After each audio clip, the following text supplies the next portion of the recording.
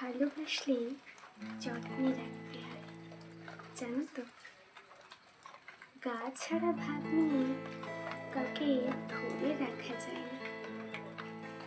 যেখানে সম্মান মেলে না, আদর মেলে না, সেখানে মানুষ কোশমিনকালেও থাকতে পারে না। যে থাকার সে এমনিতেই থাকে না, তাকে আগলে রাখতে হয়, যত্ন করে বুকের মাঝে রাখতে হয়, সময় দিতে হয়, মানুষটার মন বুঝতে হয়। প্রভুভক্ত কুকুরকে তিনবেলা ঠিকঠাক খাবার খাইয়ে তাকে অবহেলা করলে সেও তার চিরচেনা স্থান পাল্টায়। সেখানে আমি তো মানুষ মাত্র।